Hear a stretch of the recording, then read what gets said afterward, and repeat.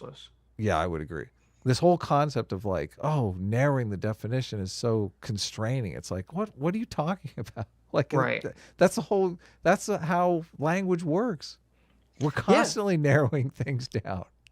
Well, it's because, as I said, they're viewing these categories and definitions as oppressive. Like, we And have that a you're different word for each tooth. right. That's But there's fucking narrowing it right. down. But they're conceptualizing it as, well, you're narrowing the definition to exclude someone's humanity. That's how they Oh, conceptualize. yeah. And Oh, my God. well, It's but ridiculous. this is where you see the trick or the fuck up or the fallacy of a lot of the thought here in this gender conversation is that, so when they were trying to figure out whether Pluto is a planet or not, it's based like whenever someone scientifically tries to categorize something or narrow the definition of something, what they're doing is they're saying, let me look at physical attributes that these things have to see if they fit in this socially constructed category of physical attributes. Mm-hmm. And so, but then when they try to do this, like redefine terms with about gender and all this other stuff, they forget that it's the categories are based on physical attributes. They don't even put that into the equation. They just say, well, because technically categories are social constructs, we don't need to have them be based on physical attributes. They can be based on any fucking thing we want them to be. They can be based on nothing. And that's Yeah. where you get this Deerkin nonsense. Which is ridiculous. Sticks of womanhood or manhood. And we actually find that those narrow definitions map onto more things than we thought. Well, in the case of identifying as a deer, you're expanding the conditions. So that's where the two differences map onto more things. Trying to identify the characteristics of womanhood or manhood. And we actually find that those narrow definitions map onto more things than we thought. Well, in the case of identifying as a deer, you're expanding the conditions. So that's where the two differences with that's this horrible argument. Okay. He's saying because we've decided, or whoever we is, because he's decided, because gender theorists have decided, because woke people decided that, well, actually, if you think about it, manhood and womanhood is a broader category than we thought, or applies to a bunch of things that we didn't conceptualize it to. Somehow that justifies his concept being used for switching genders, but doesn't apply for people switching species. It's like, well, there's no reason for that, though. You could very easily have some person say, well, to be a deer implies that you're timid and easily startled and you like to be outside in nature. You know, like you could so very easily just do the exact same process that they've been doing with gender. Right. Just say social construct, and I'm just broadening it to include, you know, all these qualities. And so I identify as a deer. Deer expression. Right. You're vegetarian. Exactly. I'm vegetarian. lie there. But at the same time, talking to this professor, well, this is where we had left off. You said that you don't really identify or see yourself as having a certain gender. And I think I feel the same. I mean, I identify as non-binary mostly because when someone asks me, oh, well, are you a man? I'm like, I don't really know what the hell that means. Like, yeah, I guess the way that... Isn't that sad? That is fucking sad. Is that sad? That is sad. Oh my God, the feminists have destroyed masculinity to the point where people are literally afraid to say that they're a man. Well, not even that, just that it's so sad that this kid, or I don't know how old he is, this guy, because he's been so confused, okay, he's been taught all this nonsense about, you know, gender, that because he doesn't walk around feeling like he's a man, you know, and 24/7, that he's like, well, I guess that means I'm non-binary. It's like, no, that's how everyone experiences reality. People don't walk around just saying, yes, I am a man. I feel like I'm a man wherever I walk. In every situation, I'm a man. Like, that's not how anyone experiences the world. I have lady eyes, and I have no problem saying I'm a man. Jesus Christ. Like, fucking A. Just be a man, for heaven's sakes. Right, but even you don't walk around feeling some intangible sense of manness. I do. Oh, you do? I exude toxic masculinity. I see. Yeah. So when you said... Build you a shelf? What do I get out of it? So when you said earlier in the stream that you didn't, you were just, that was part of your toxic No, masculinity. I'm playing, obviously. I know. Obviously I'm playing around. Yeah, I don't consider toxic masculinity. I mean, there's toxic masculinity, there's toxic femininity, but they've mapped toxic masculinity onto all masculinity, which is the problem. So, yeah. I think what happens is that, and this is a total conjecture here, okay, total gut ass pull. I think what is being confused here is that men and women will do certain behaviors that maybe they're even biologically programmed to do that give them a sense of fulfillment. And then we psychologically may interpret that sense of fulfillment as a sense of masculine fulfillment or feminine fulfillment. Yeah, that's but I don't Super know. Jordan Peterson.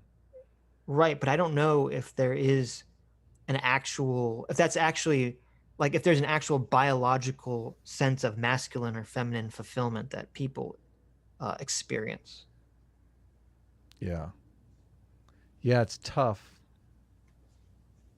The way that I kind of view this is that like these are conversations I've had before I even knew the term non-binary existed, actually.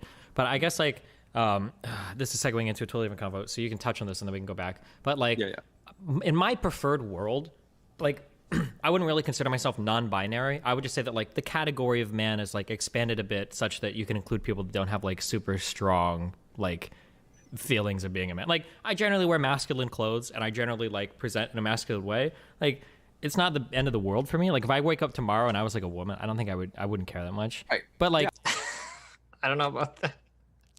That's pretty crazy. But like it would be cooler that like it would be cooler if like I would say like, oh yeah, I'm a man, and that's included. When you like, I don't. This is just so bizarre to me.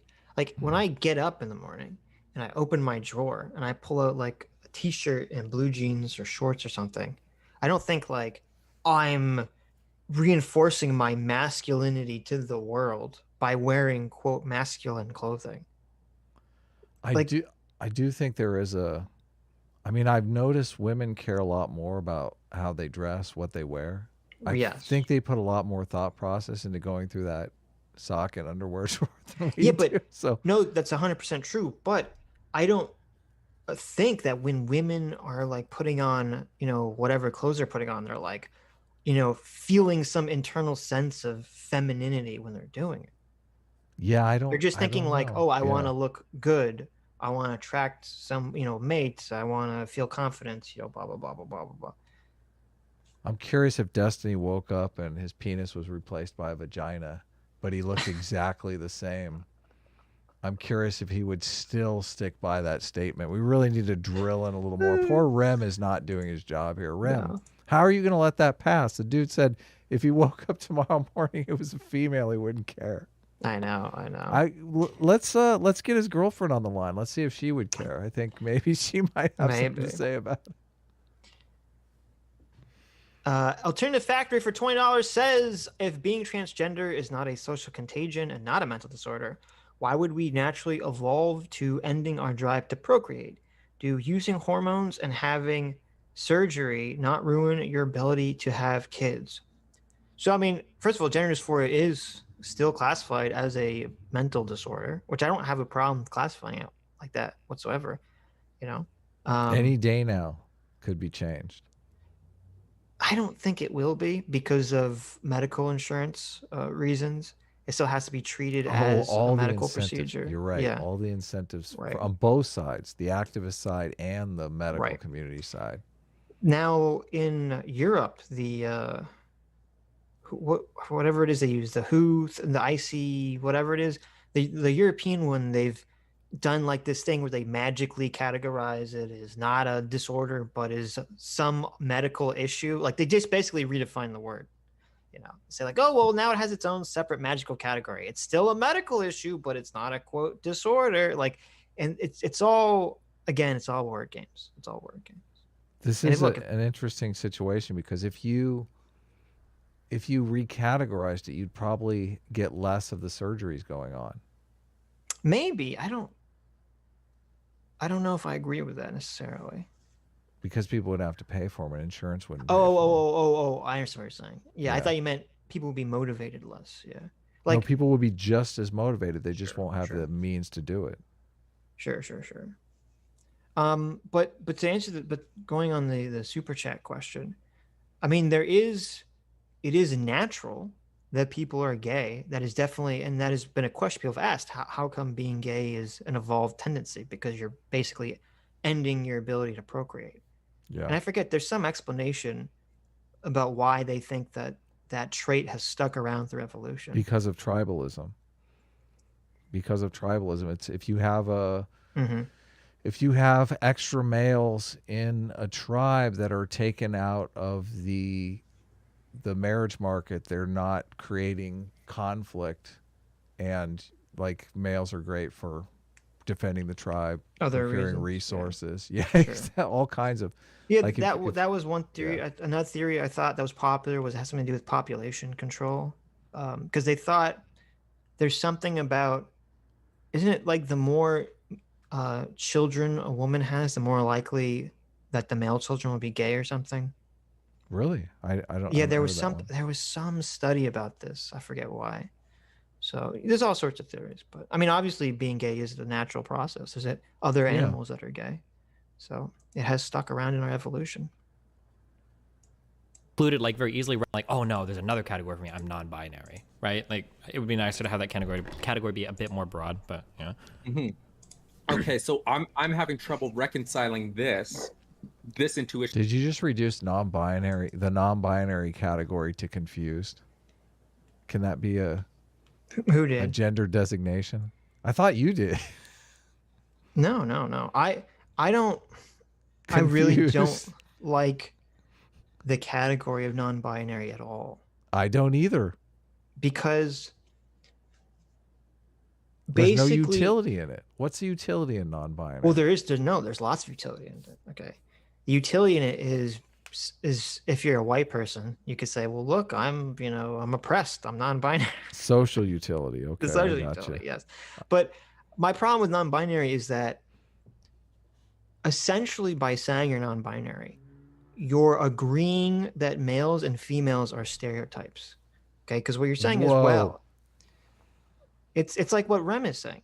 Rem is saying, well, because I don't fit this stereotype Whoa. of being a masculine male, I must not be a man. I must be non-binary. Okay, Right. which is ridiculous. And this is the whole difference between the liberal arguments towards gender and the neo-Marxist arguments towards gender. Because the liberals were like, for 20, 30 years, were saying, well, if you're a man or a woman, you can do whatever you want and identify and feel however you want, and you can exist in the world however you want. You just don't have to conform to a gender role, right? You don't have to conform to a stereotype of what it means to be a man or a woman. That was the liberal argument for 30, 40 years. And then you have like sort of this illiberal neo-Marxist gender identity idea come and say, no. If I don't conform specifically to the male stereotype, it means I'm not male. It means I'm non-binary. And this is crazy. It is crazy. It's funny because it seems so hypocritical, because it was supposed to be the left, and specifically neo-Marxist, that want to tear down all these hierarchies, want to tear down all these borders. And yet the non-binary thing is erecting so many categorical borders. They're saying, let's pull out the quote gender spectrum where you have male on one end and female at the other end, or the gender bimodal, and let's put little lines at each part of the section and then give each section words and categories and names. Yeah. Non-binary is the wall between male and female. Right. But it just seems so hypocritical, because so much of their arguments rely on them deconstructing categories, saying categories are oppressive, but at the same time, non-binary is creating 1,000 more new categories that you don't even fucking need. Yep.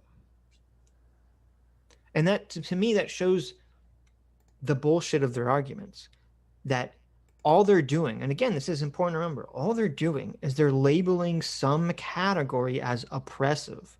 And that's their only rationale for why they can deconstruct it.